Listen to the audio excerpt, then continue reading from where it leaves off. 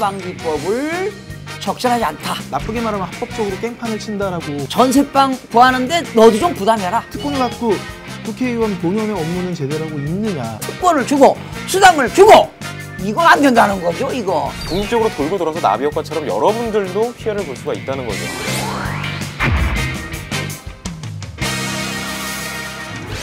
네, 시청자 여러분 안녕하세요.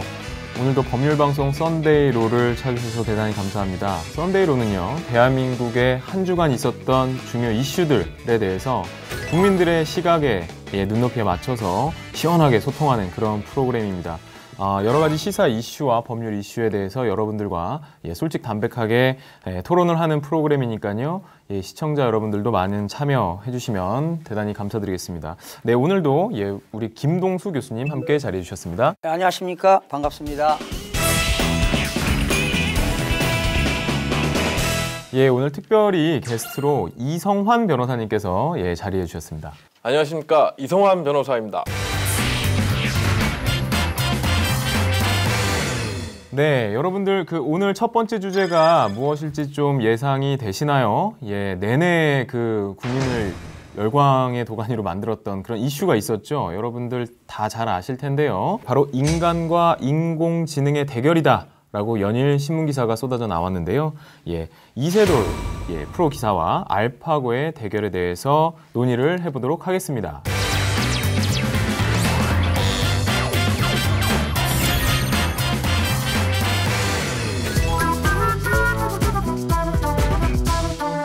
네, 그 두 분은 이 세계의 대결이라고 지금 불리는데요. 보셨나요? 바둑 두고 하는 것들을 좀 지켜보셨나요? 저는 제가 바둑을 잘 못 둬가지고. 먼저 교수님. 봤는데요. 자, 내용은 잘 모르겠고요. 알파고 참 인공지능 시대가 왔다, 이제 열렸다고 볼 수 있는데, 저는 이렇게 생각합니다. 인간은 생각하는 동물이다. 인간에게만 직관력이 있는데, 이번 알파고 바둑을 보면서 알파고는 어떤 학습을 통해서 직관력을 터득한 것 같아요. 그래서 저는 이걸 보면서 알파고를 통해서 인간에게 어떤 위협적인 존재가 아닌가, 이런 생각을 좀 무겁게 해봤습니다. 인공지능이 인간에게 굉장히 위협적인 존재가 될 것 같다라는 의견 주셨는데요. 이 변호사님 어떻게 보시나요? 저는 첫 대국에서는 사실 알파고가 그 정도 실력이 나올 거라고는 전혀 예상을 못했고요. 알파고가 두는 수마다 해설자들조차도 참 이런 수를 두다니 무시를 하는 경향이 있었는데, 결과적으로 인간이 패배하는 충격적인 결과를 놓고서 인공지능의 성능, 또 과학의 발달에 대해서 많은 생각들을 하게 하는 뉴스였던 것 같습니다. 네, 채팅창에 P 스타일이신가요? 감정은 기계가 가질 수 없는 신의 주신 선물이지라고 하셨는데요. 참 맞는 말씀 같습니다. 지금 많은 분들이 다 알파고가 뭔지에 대해서 좀 아실 텐데, 간략히 설명을 드리면 구글이 소유하고 있는 회사죠. 딥마인드에서 창조해낸 인공지능 시스템인데요. 이게 2015년 10월에 유럽 바둑 챔피언인 판후이 2단을 상대로 아마 공식 대국에서 승리를 했고요. 그때는 5대0인 걸로 제가 알고 있습니다. 그러고 나면서 이게 참 대단한 이슈가 되면서 세계 최고의 프로 기사인 이세돌 구단에게 이제 도전장을 내밀게 된 것이죠. 그래서 당초에 예상으로는 아마 이세돌 구단도 처음에는 인터뷰상 아직은 그래도 인간이 이기지 않겠느냐라는 어떤 조심스러운 예측을 했는데, 지금 조금 전에 아마 결과가 다 끝난 것 같습니다. 그래서 4번을 알파고가 이기고 1번을 이세돌 구단이 이긴 그런 결론으로 끝났는데요. 이게 신문기사나 이제 여러 가지 블로그 글들이라든지 지금 참 논쟁거리가 많아진 것 같아요. 뭐냐면은 이 바둑이라는 것에 대해서 지금 알파고의 방식으로 하는 것은 대단히 이제 불공정한 것이다 라고 어떤 의견을 제시하는 분들이 있는 것 같아요. 그래서 이게 이세돌 구단의 모든 기보를 이미 다 학습한 알파고가 당연히 이길 수밖에 없는 게임 아니었겠느냐 라는 것부터 또 여러 가지 변호사님이나 판사님들이 어떤 좀 비판의 글이라고 해야 될까요? 우려의 글이라고 해야 될까요? 그런 것들을 좀 남기셨는데요. 특히 한 변호사님이 대단히 이제 좀 분석을 잘 해놓으신 어떤 글을 올려서 그게 이제 SNS 상에서 굉장히 많이 회자가 됐던 것 같습니다. 그 글이 어떤 건지 이 변호사님 좀 소개 좀 해주시죠. 이 글이 이제 이세돌 구단이 연패를 하면서 국민들이 감정이 굉장히 상해 있는 상태에서 뭐 희대의 사기극이다 뭐 이런 주장을 동반한 글이 올라와서 이제 화제가 됐었는데요. 정보통신기술 전문가인 법무법인 한월의 전석진 변호사가 올린 글입니다. 이 변호사님께서는 저 광케이블로 인터넷에 연결해 바둑을 둔다는 것은 실시간으로 새로운 학습과 새로운 의사결정을 할 수 있다는 의미다. 뭐 이런 식의 글을 쓰셨는데요. 내용이 어려워서 뭐 자세히는 파악을 못하겠지만 이런 것 같습니다. 그러니까 여러 대의 CPU를 사용해서 대국을 이끌어가는 것은 한 명의 인간이 대국을 하는 것과는 너무 불공정한 게임이다. 그렇기 때문에 이거는 사기에 가까운 것이고 바둑계에 사과를 해야 될 정도의 사건이라는 주장입니다. 이 알파고는 이제 수천 대의 컴퓨터를 연결해서 사용하기 때문에 시간의 제약이 전혀 없는 상태이고요. 반면에 이 구단은 혼자서 바둑을 둬야 하기 때문에 이 시간상의 제약이 많다. 뭐 이런 부분에 중점을 두고 한 얘기로 들립니다. 아, 예. 그 또 이 변호사님뿐만 아니라 법원에 재직 중인 판사님 중에서도 아마 이런 불공정 게임에 대해서 그 논쟁을 하셨던 분이 있는 걸로 알고 있는데 교수님 소개 좀 해주시죠. 이번에 그 사법부 내에서 말이죠. IT 전문가로 통하는 그 강민구 판사입니다. 부산지방법원장인데요. 이런 컴퓨터로 연결을 해서 컴퓨터가 한꺼번에 연산해서 이세돌과 붙은 것이기 때문에 이 훈수꾼들을 둘 수 없다는 그런 바둑의 원칙에 반한다. 그래서 불공정한 그런 의견에 힘을 보탰으며 그래서 이때 강 판사는 말이죠. 이 구단과 알파고의 대극은 칼을 가진 어린이와 기관총을 가진 이른바 전투의 어떤 결투가 아니냐 이렇게 비유를 했거든요. 그런데 저는 이렇게 이제 이런 비유를 판사들이 하셨는데 앞으로는 지금은 인터넷 세상 아니겠어요? 그걸 이제 우리는 인터넷을 모르면 그 디지털 디바이드라고 하는데 아마 저는 그 미래 학자들도 얘기했지만 이 로보틱스 디바이드라는 시대가 오지 않을까 그런 생각을 개인적으로 해봅니다. 아, 예. 네. 사실 이게 굉장히 뜨거운 이슈였어요. 그리고 지금 뭐 공포가 몰려온다라는 의견을 주는 보통 뭐 국민들도 계시는 것 같더라고요. 이게 인공지능이 뭐 내 일자리를 뺏는 것은 아닌지 여러 가지 지금 이게 단순히 뭐 시스템적인 부분이 아니라 인간의 어떤 삶과 뭐 어떤 가치관 이런 것들을 많이 위협할 수 있는 어떤 존재로 그렇게 얘기를 많이 하고 계시는데요. 시청자 여러분들 어떻게 생각하시는지 좀 채팅창을 통해서 의견을 좀 많이 이렇게 좀 올려주시면 감사하겠습니다. 교수님은 어떻게 보시나요? 지금 이게 뭐 이 바둑이 네. 지금 그 변호사님이나 그 판사님 얘기하셨듯이 이게 참 불공정 게임이라고 생각하는지 이 부분에 대해서는 사실 IT 베이스가 없는 한 이게 불공정인지 어쩐지 이게 판단하기 좀 쉽지는 않을 것 같은데. 제가 볼 때는요, 이제 판사님들은 불공정한 것이다라고 하지만 저는 알파고는 그런 머신러닝을 통해서 그러니까 이제 기계가 학습을 하는 거죠. 계속적으로 반복적이고 계속 학습을 통해서 그 알파고 자체가 다양한 정보를 소유하고 있다는 거죠. 그러니까 인간의 한계를 넘어선 거 아니냐 뭐 이런 생각을 또 해봐요. 사실 뭐 바둑이라는 게 한 수 한 수 두는 거고 이제 그런 같은 조건에서 두는 것이기 때문에 불공정이란 개념을 도입하기는 좀 어려울 것 같습니다. 이게 단지 아쉬운 점은 이제 알파고가 어떠한 기력을 갖고 있고 어떤 실력 또 어느 정도의 수준인지에 대한 정보 이것이 전혀 부족한 상태였기 때문에 대국을 하면서 많이 당황하는 면 또 대국 조건에 있어서는 좀 아쉬운 점이 하나 있는데요. 시간에 관한 문제입니다. 지금 이제 대국 시간에 있어서 이제 개인당 2시간이 할당이 됐는데 이 2시간이 나온 것은 순전히 알파고의 기준을 삼아서 세워진 2시간입니다. 그러니까 알파고가 평균적으로 한 수를 두는데 한 1분 30초 정도 필요하기 때문에 한 200~300수 정도의 수가 진행된다면 2시간 정도가 소요된다. 이 계산 하에서 이제 2시간이 나온 건데요. 대국 5국이 진행되는 과정을 보면 이세돌 구단은 일찌감치 개인 시간을 다 소비하고요. 초인기에 몰리는 상황을 보는데 진정한 그 지능의 대결이라면 인간이 충분히 사고할 수 있는 정도의 시간을 할당해서 적어도 이 시간상의 제약으로 인한 불공정까지는 아니겠죠. 하여튼 그런 어느 정도의 그 수준이 맞는 대국이 이루어졌으면 좀 더 진정한 지능 대결이 되지 않았을까 하는 아쉬움은 있습니다. 네. 지금 사실 그 이세돌 기사와 이세돌 프로와 그 알파고의 뉴스가 굉장히 핫 이슈가 되는 이유는 뭐냐면 단순히 알파고가 그 바둑계의 어떤 인공지능 그냥 게임을 해주는 그런 어떤 프로그램, 소프트웨어 뭐 이런 거였다면 아마 별 이슈가 안 됐을 것 같습니다. 그런데 지금 이 알파고를 통해서 추후에 우리의 삶에 많은 영역을 차지할 만한 그런 어떤 인공지능 시스템들이 이걸 기반으로 또 많이 발전을 할 거 아니겠습니까? 이제 그런 부분에 대해서 상당히 사람들이 인공지능 너무 무섭다. 정말 영화에서 벌어지는 일들이 지금 막 벌어지는 것은 아니냐. 뭐 이런 얘기들이 지금 많이 나오거든요. 그리고 여러분들 지금 뭐 이렇게 채팅창에서 올려 주시는데요. 뭐 구글이 개발하는 그 무인 자동차 신뢰도도 올라가게 되고 뭐 주가도 올라가게 되고 뭐 홍보 효과도 있고 뭐 여러 가지가 있을 거예요. 근데 뭐 홍보 효과든 주가가 올라가는 것이든 그건 지금 현재에 있는 일이고요.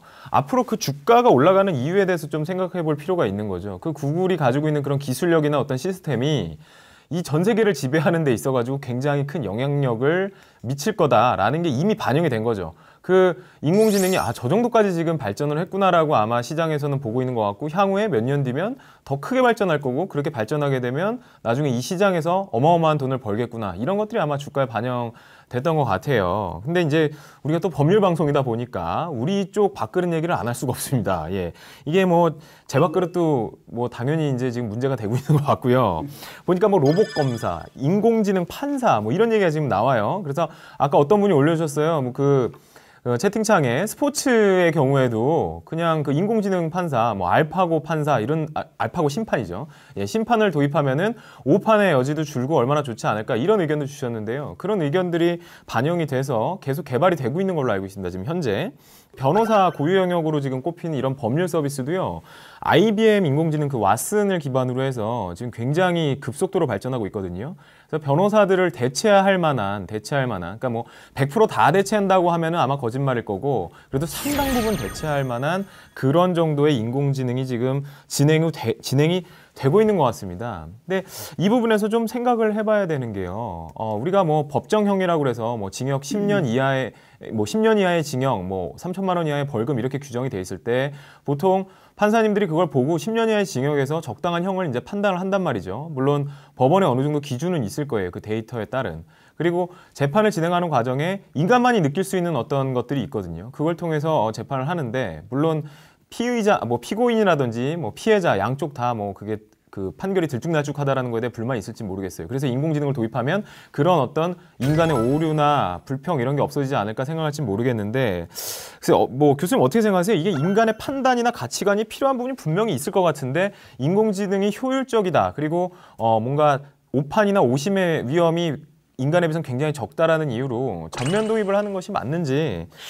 근데 아마 제 개인적인 생각인데요. 아마 많은 시간이 흐르면 아마 미래에는 그러니까 앞으로 미래라고 하는 건 한 10년 이후에는 이러한 그 빅데이터를 분석해 가지고 인공지능이 사람보다 더 합리적인 의사결정을 하는 시대가 올 거라고 저는 확신합니다. 어떻게 생각하세요, 변호사님? 변호사님은 일단은 먹고 사는 문제가 걸렸기 때문에요. 제가 이거 변론을 좀 해야 되겠는데요. 이 재판이라는 것은 사실 뭐 인공지능이 어떤 데이터를 분석하고 계산한다라는 측면보다는 인간 사이에서 벌어지는 어떤 일들에 대한 합리적인 해결책을 제시하는 것이 결국 판결이라고 생각합니다. 뭐 형사재판의 경우에는 시체적 진실을 발견하는 게 중요하겠지만 또 다른 큰 분야의 민사재판에 있어서는 진실 발견보다는 사후적인 차선책을 해결하는 것이 민사소송의 이상입니다. 그렇기 때문에 인간 사이에서 벌어지는 문제를 인간이 아닌 기계가 판단하는 것에 대해서는 사실 불가능에 가까운 일이 아닌가. 채팅창에서 여러분들 지금 좀 말씀해 주시고 있는데요. 그 아침날씨함님 판결을 법대로 하는 컴퓨터는 보조 수준이면 좋겠죠. 현실을 직시하는 사건 해결에 상생의 의지를 갖고 있는 판사여야만 가해자와 피해자 모두 만족할 수 있으며 민주주의의 가치를 실현해 지켜가는 법률로 보완해갈 수 있을 듯. 굉장히 훌륭한 그 채팅을 해주셨습니다. 판사가 한다는 것이 그냥 딱 법이 이렇고 여태까지 판례가 이랬고 사실관계가 이러니까 너 결론 이거야. 이게 아니죠. 왜냐하면은 현실을 직시하는 사건 해결의 상생의 의지. 야, 어떻게 저런 표현을 쓸 수가 있죠? 야, 진짜 변호사지만 대단히 변호사님, 예. 지금 미국에서는 네. 법조계에서 로버트가 그 대법원 판결문, 예, 판결 리서치 같은 거 그런 걸 다 한다면. 하고 있잖아요. 지금. 그러니까 기계적으로 돌아갈 수 있는 부분, 그러니까 인간의 어떤 가치 판단이나 그런 것들이 필요 없는 부분은 당연히 이제 기계가 대체되더라도 큰 문제가 없을 것 같은데요. 물론 그것도 큰 문제가 없다고 보기 어렵죠. 그런 일을 해오셨던 분들은 전부 다 뭐 실업자가 된다든지 그런 문제가 발생을 하니까요. 근데 그게 대세라면 지금 우리가 대비는 해야 되는 것 같습니다. 뭐 산업혁명이 일어날 때도 그랬듯이 지금 또 다시 한번 혁명이 일어나고 있는 시점인 것 같습니다. 근데 이게 우리가 지금 굉장히 이제 삭막해지는 걸 걱정해야 되는 게 아닌가. 예, 지금 보니까는 그 채팅창에서도 그런 걱정들도 좀 많이 이렇게 나오시는데요. 기계가 나중에 우리를 굉장히 불편한 것으로, 이 세상에 존재하면 안 되는 것으로 인식을 하게 될 경우에 그 영화 뭐였죠? 터미네이터였죠? 예, 터미네이터처럼 인간을 다 말살해야 된다. 이렇게 되는 것도 사실 상상 속에서만 일어나는 일이라고 보기 어려운 시대가 지금 도래하고 있다는 거죠. 그런 것들 때문에 많이 이런 논의가 있었던 거 아닌가 싶습니다. 어찌됐든 오늘 그 이세돌 구단이 마지막 5국에서 패배한 부분에 대해서는 굉장히 뭐 박빙으로 갔다고 하는데요. 제가 사실 바둑을 잘 몰라서 정확하게 어떻게 박빙인지는 제가 말씀드리기가 어렵습니다. 하지만 좀 안타깝게 졌다는 부분, 그리고 또 그런 어떤 어려운 승부와 우리 삶이죠. 우리 지구상의 어떤 그런 빅 이슈에 흔쾌히 응해서 정말 최선을 다한 그 이세돌 프로님에게 정말 감사하다는 말씀을 드립니다.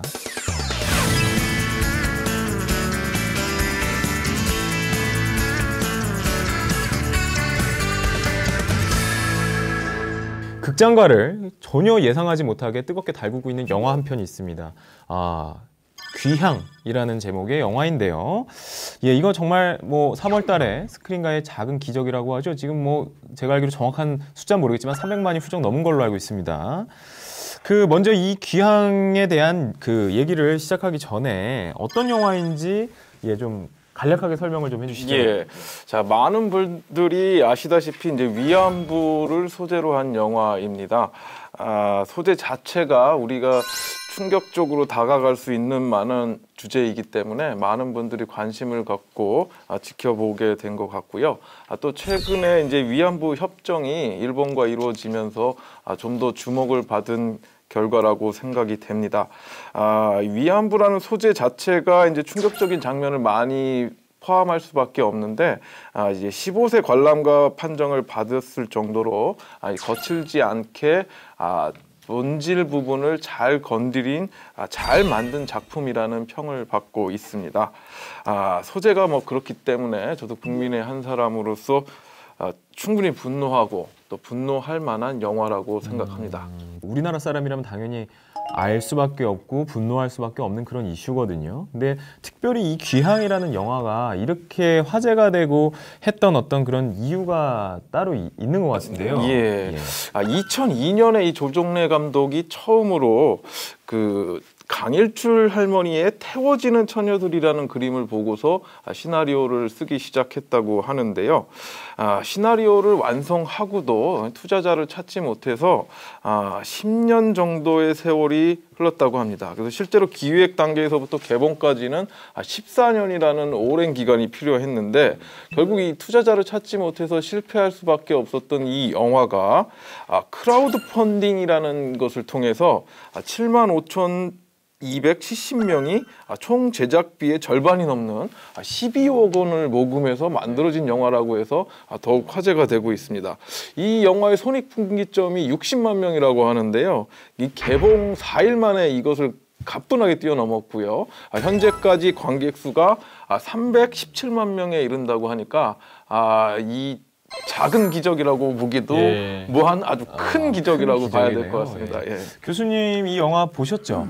봤습니다. 어떻든가요? 좀 간략하게 얘기해 주세요. 소감을. 보면서 상당히 가슴이 무겁더라고요. 마음이 무거웠는데 제가 놀란 사실을 하나 발견했습니다. 러닝 타임이 127분이었어요. 그런데 실질적으로 137분이 되더라고요. 그 이유는 제가 영화를 보면서 끝나는 그 엔딩 크레디터가 있는데요. 아까 우리 변호사님이 말씀하신 대로 7만 5천 명이 크라우드 펀딩이 돼가지고 딱 이름이 되새겨져 있더라고요. 마지막에. 그런데 그 그림, 그 이름 밑에다가는 그 김순덕 할머니 그림, 또 태워지는 처녀들, 강덕경 할머니가 그린 그림들이 쫙 배경이 있는데 정말 가슴이 뭉클해지더라고요. 그래서 영화가 끝났는데 한 사람도 나가질 않더라고요. 그게 드라마틱하더라니까요. 그래서 정말 감명받았고요.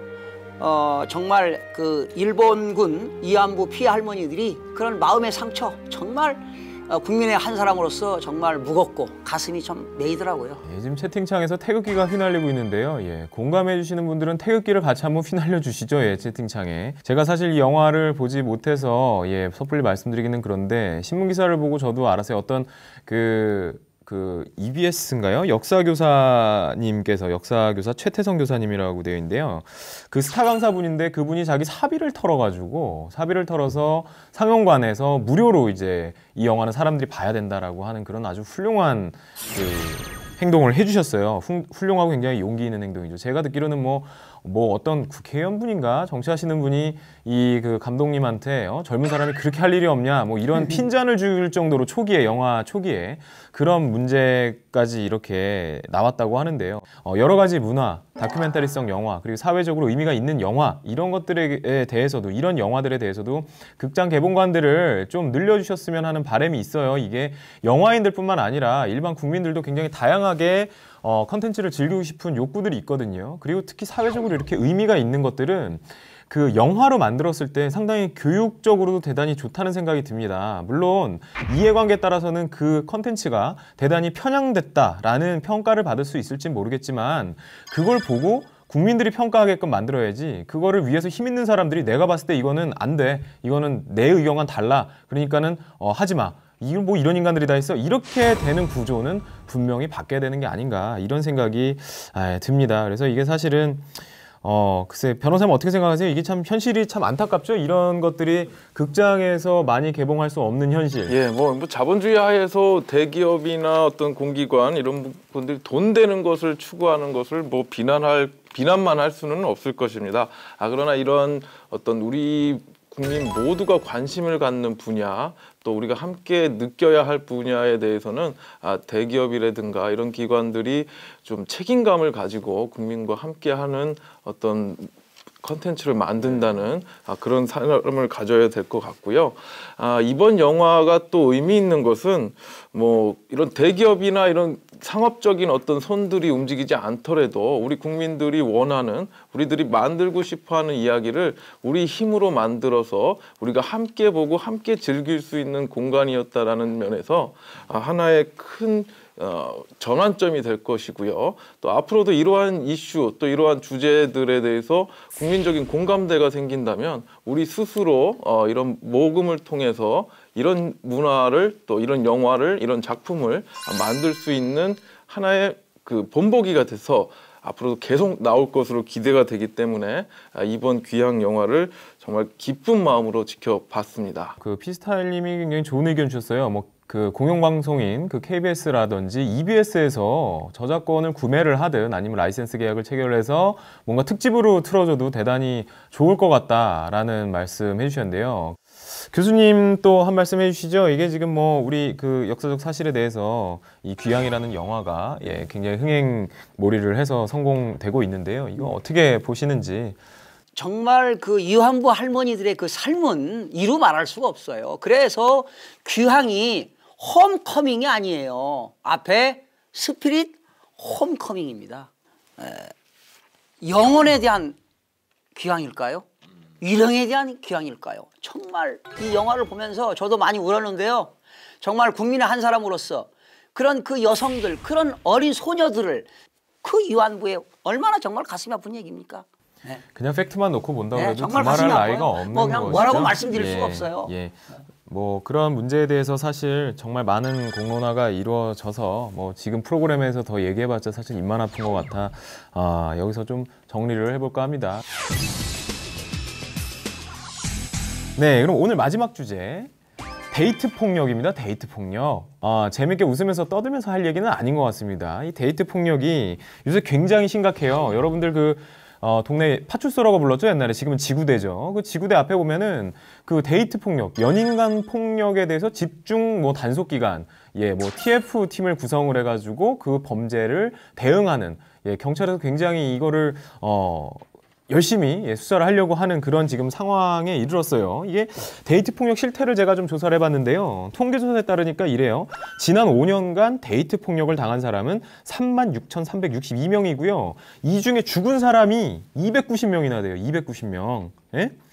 이게 지금 연평균 58명이 남자친구 혹은 여자친구 손에 의해서 살해됐다는 얘기인데, 지난해만 7,692명의 데이트 폭력 피해자가 발생을 했습니다. 이게 점점 증가하고 있다는 거죠. 그리고 사건의 수법이요, 계속 지금 잔인해지고 있다고 그래요. 그러니까 데이트 폭력을 당한 20대 여성이 최근에 자살을 했고요.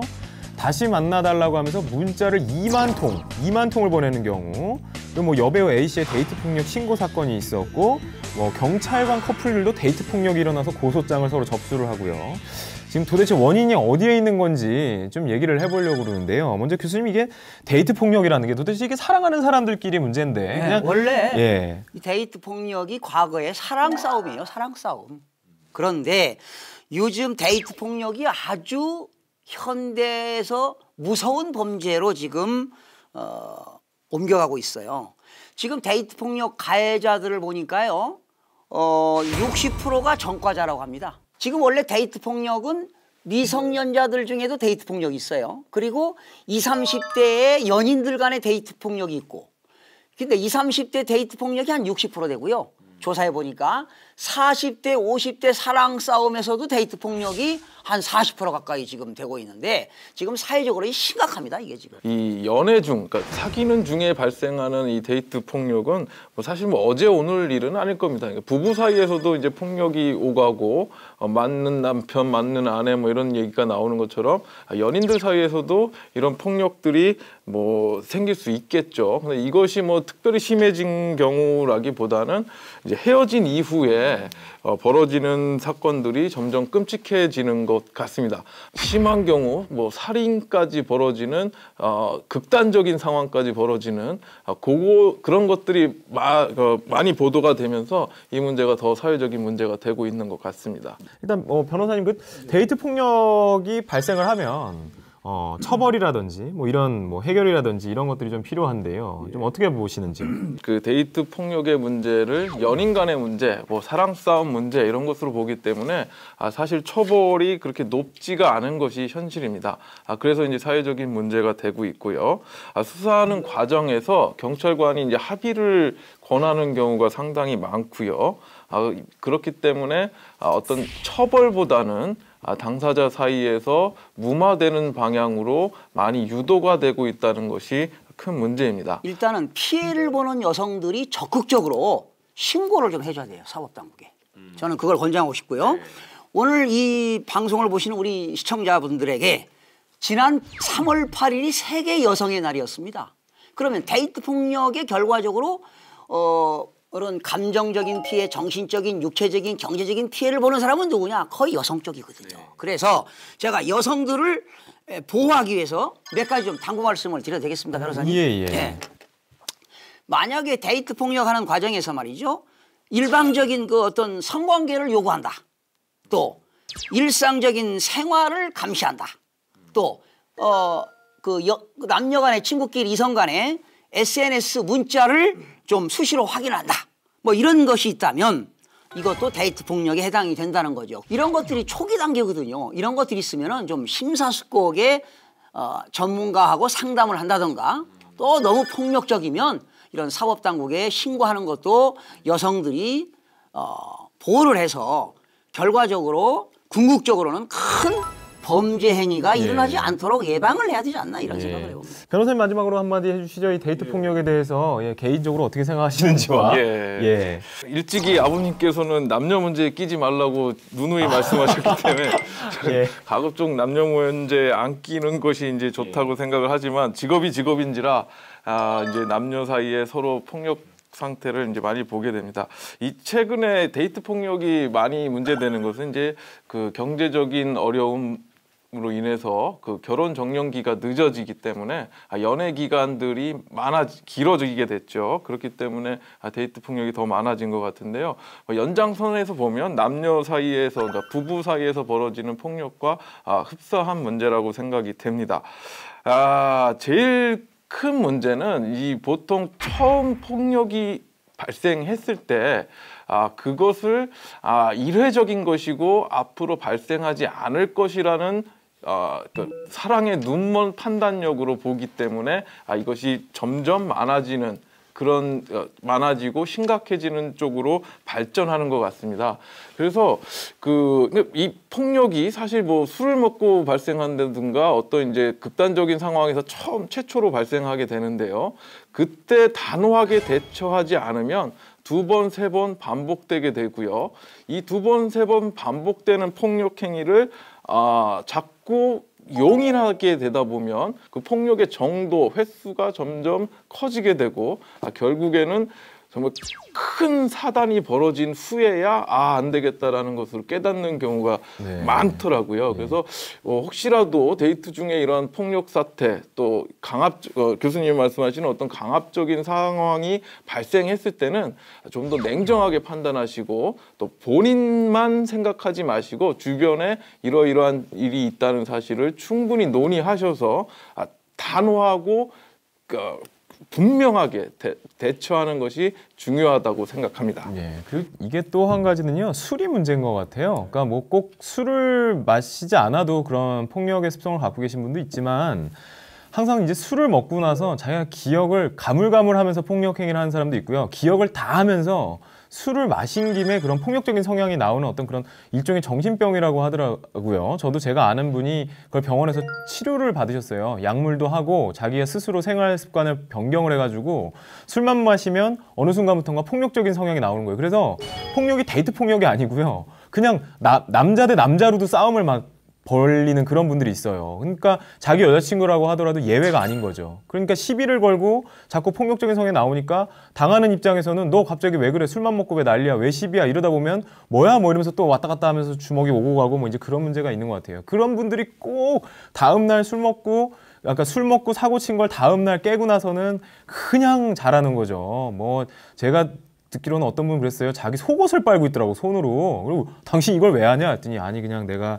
뭐 어제 실수를 좀 한 것 같은데 좀 당신이 이해해. 뭐 이런 식으로 나오면서 밥도 하고 빨래도 하고 청소도 하고 아침부터 출근해야 되는 사람이. 그러니까 그 맞은 아내분 입장에서는 화가 나다가도 이게 한두 번이 아니라서 진짜 이번에 내가 이혼한다 생각하다가도 저 사람이 저렇게 술만 안 먹으면 멀쩡하고 착한 사람인데 저 술이 왼수네 라고 해서 술 쪽으로 자꾸 돌린단 말이에요. 그러다가 사망사고나 중상해가 벌어집니다. 그리고 그런 모습을 본 자녀들도 굉장히 정서적으로 불안정해지는 경우가 많으니까 지금 변호사님께서 말씀하셨듯이 초동에 강력한 의사표시를 하시는 것이 맞다, 이런 의견을 드립니다.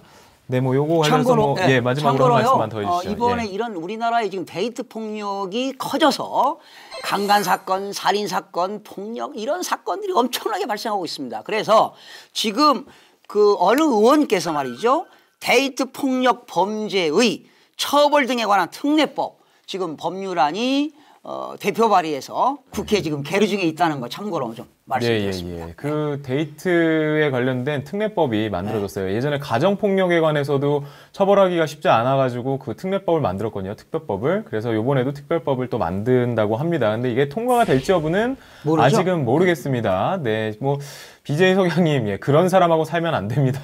벌은 못 고친다. 저도 사람 안 변한다는 데 대해서는 상당히 격하게 동감을 하는데요. 그래서 참 이게 예방을 해야 될 것 같습니다. 범죄를 저지른 다음에 처벌을 하고 하는 거는 사후 약방문에 불과하고요. 범죄가 벌어지지 않도록 그렇게 노력을 해야 되는 것이 아닌가, 그런 생각을 해봅니다. 네, 지금까지 법률방송의 썬데이로가 금주 선정한 시사 돌직구 탑3였습니다. 다음 주에도 좀 더 핫한 이슈를 가지고 여러분들을 찾아오도록 하겠습니다.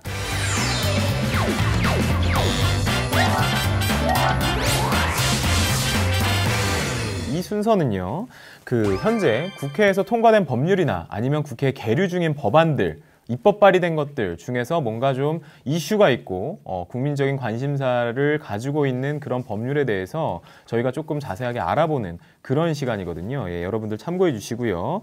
네, 오늘 김동수 교수님 오늘 어떤 법률에 대해서 그 이야기를 해주실 것인지요? 오늘은요, 여러분들이 잘 알고 있는 그 2014년도에 그 수술한 이후에 그 사망했던 그 가수 신해철 씨 기억나시죠? 예. 일명 신해철법인데요. 그 신해철법을 정확한 법률 이름은 의료사고 피해 구제 및 의료 분쟁 조정에 관한 법률입니다. 글자가 21글자나 되네요, 법률 이름이. 이게 2012년도에 제정돼 가지고 지금까지 지금 이제 하고 있지만 지난 2014년도에 그 신해철 씨가 사망한 이후에 이 법안을 다시 개정하려고 지금 했는데 아직 지금 통과되지 않고 통과되지는 않고 지금 계류 중에 있는 건가요? 그러면 지금 이게 최근에 뭐 신문기사 이런 데 보면 이슈가 되고 있거든요. 여러분들 그 가칭 신해철법이라고 불리는 의료사고 피해 구제 및 의료분쟁 조정법 개정안입니다. 이게 이미 그 법 자체는 있어요, 여러분들. 이 법률 자체는 있는데요. 그 개정안 자체가 지금 통과가 아직 안 되고 있는 거예요. 그럼 그 개정안이 정확히 어떤 내용인가요, 교수님? 그러니까 이제 누군가가 의료사고로 사망을 했어요. 그러면 그 사망한 그 대리인, 법정 대리인이 있을 거 아니겠어요? 가족들이 이제 그 구제 신청을 하는 거죠. 그러니까 피해를 봤으니까 피해 구제를 신청을 하는 거예요. 소위 이제 의료 분쟁에 대한 이제 소송을 하는 거죠. 그런데 그러한 사망, 예를 들어서 신해철 씨의 배우자가 의료 구제를 신청하는데 신청인이 되겠죠? 그러나 피신청인은 누가 되느냐?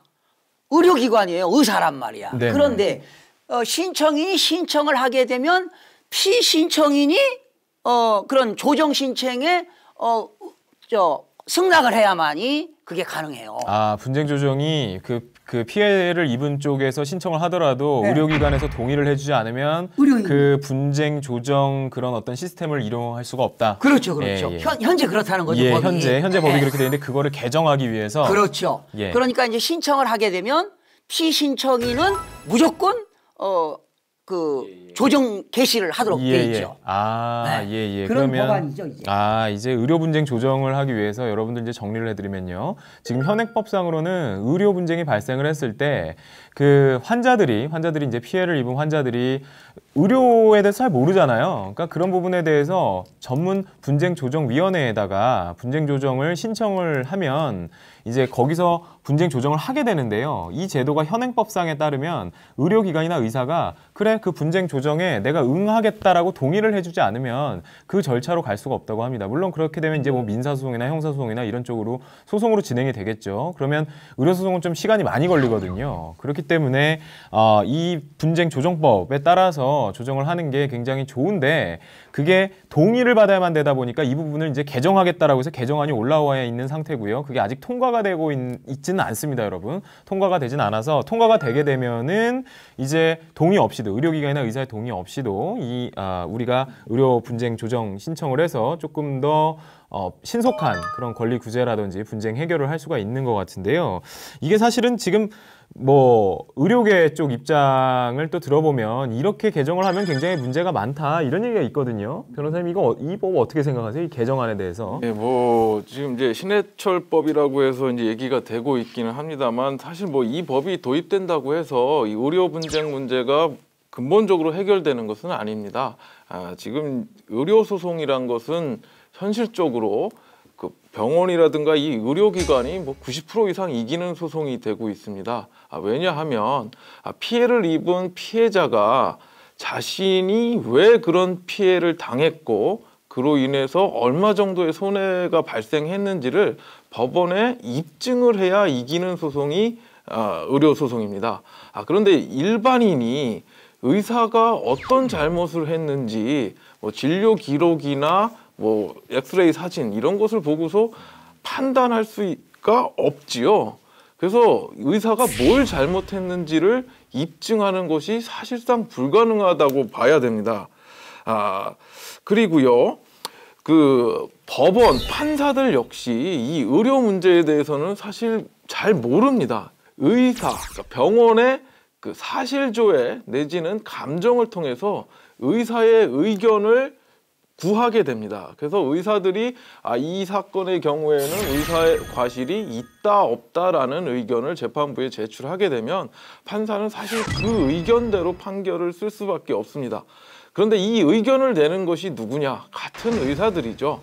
그러니까 가제는 개편이라고 해서 의사들이 의사의 과실을 고발할 것을 기대하는 것은 사실상 힘들기 때문에 의사들의 의견이 굉장히 소극적이고, 그러니까 뱃속에 뭐 가위를 놓고 꼬맸다든가 뭐 이런 결정적인 실수가 아닌 한 의사들이 은근슬쩍 의사 편을 드는 경향이 있습니다. 그렇기 때문에 피해자들이 이 소송을 통해 이긴다는 게 불가능하기 때문에 이 조정제도를 도입했으면 하는 건데요. 이 조정이라는 것은 양 당사자가 어떤 합의점에 도출이 돼야지만이 결론이 나는 것이기 때문에 사실 어느 한쪽이 조정에 강제적으로 참가한다라는 거는 여태까지의 법 체계에 있어서는 상당히 좀 특이한 제도가 되는 거죠. 그러니까 의사들의 이제 반대가 뭐 전혀 설득력이 없는 것은 아니고요. 왜 유독 우리만 강제로 조정에 참가하게 만드는 법을 개정하느냐, 이것은 어느 정도 설득력은 있습니다. 그러나 지금 현실이 소송이 워낙 어려운 상황이기 때문에 이런 조정 제도를 통하게 되면 그나마 의사들이 조금 솔직하게 자신의 잘못을 인정할 여지가 훨씬 크기 때문에 이런 제도의 도입은 뭐 피해자 입장에서는 상당히 바람직한 방향이라고는 생각됩니다. 예, 교수님 이런 개정안에 대해서 어떻게 생각하시나요? 이게 도입이 돼야 된다고 생각하시는지? 네, 저는 이번에 그 19대 국회가 이제 얼마 안 남았어요. 3월 국회 임시국회가 열리고 있는데요. 지금 이번 본회에서 이 법이 통과가 안 되면 이제 폐기가 되는 거거든요. 그래서 저는 이번 3월 임시국회 이 법이 좀 통과돼야 된다고 봅니다. 그래야만이 지금 의료사고가요 1년에 한 2,000건씩 발생합니다. 그러면 피해자가 이제 이런 이 법 말고 그냥 민사소송을 하거나 소송을 했으면 지금 변호사님 말씀하신 대로 거의 패소입니다. 그러면 이번에 신해철 씨 그 배우자가 이 소송을 제기했잖아요. 그런데 엊그저께 판결이 났어요. 3월 8일 날. 뭐냐? 보건복지부에서는 의료법 59조에 의해서 지도명령이 떨어졌습니다. 바로 뭐냐? 신해철 씨 그 수술을 집도했던 수술 의사는 무기한 비만 관련 수술 및 처치 중지 명령이 떨어졌어요. 이제 너는 무기한으로 너는 그 비만 수술을 해서는 안 된다. 이것만 떨어진 거지 무슨 형을 받거나 그런 건 없어요. 그래서 이렇게 되면 이 수술로 잘못해서 수술하다가 사망을 하게 되면 그 가족들은 얼마나 충격적입니까? 그러면 그 가족들을 위해서 소위 피해 구제 제도는 있어야 된다. 저는 개인적으로 이런 생각을 해보는데요.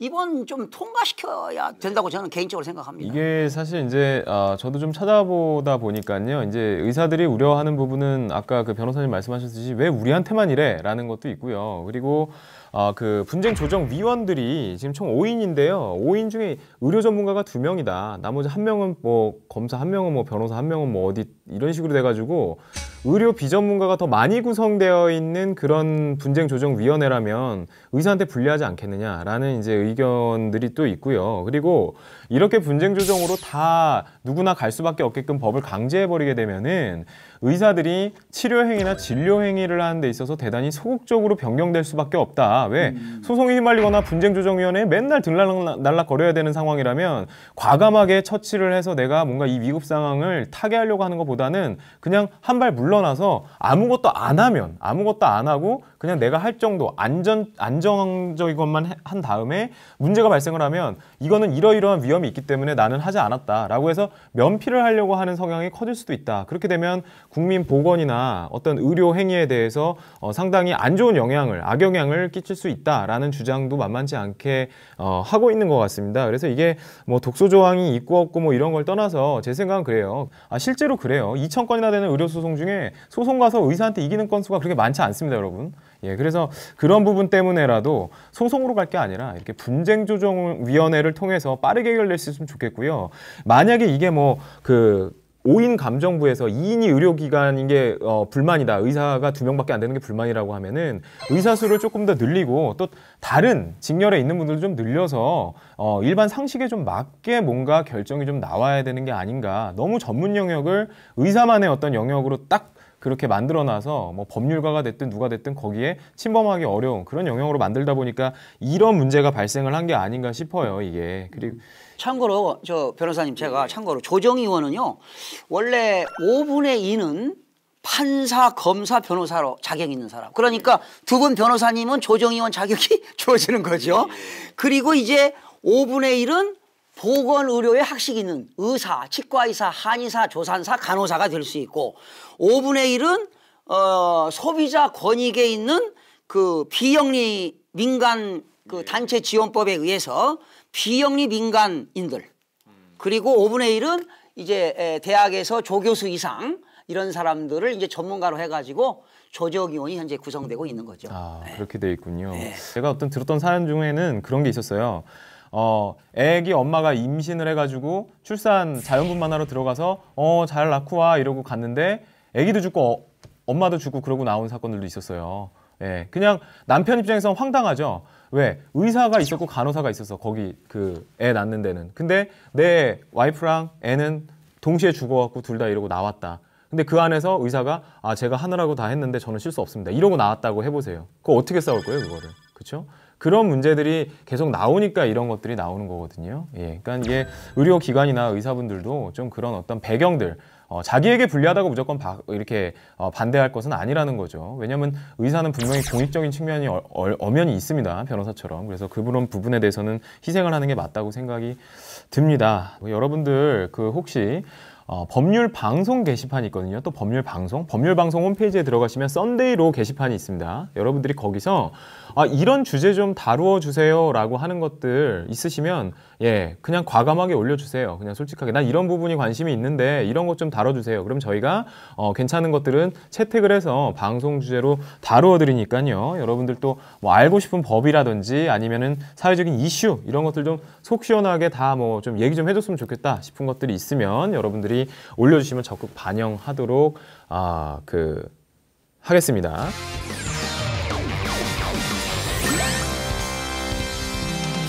네, 저희가 오늘 그런 다뤄드렸던 내용 어떻게 보셨는지 모르겠습니다. 다시 한번 당부의 말씀드리면 법률방송 홈페이지에 많이 참여해 주시면 감사하겠고요.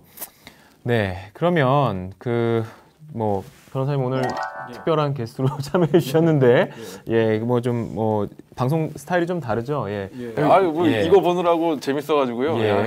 신기하네요.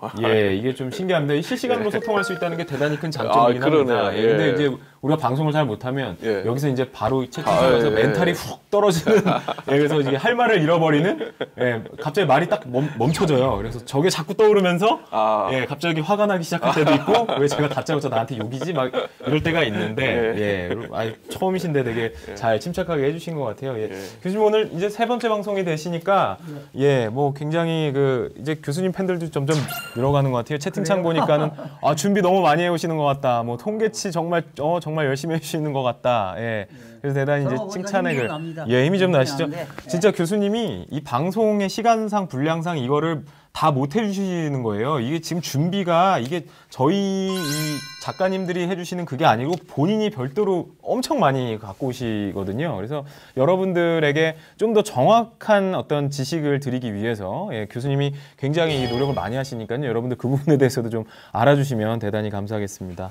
네, 그러면 오늘 방송 여기까지 하고요. 저희는 다음 주에 다시 찾아뵙도록 하겠습니다. 네, 지금까지 시청해주신 여러분 대단히 감사합니다.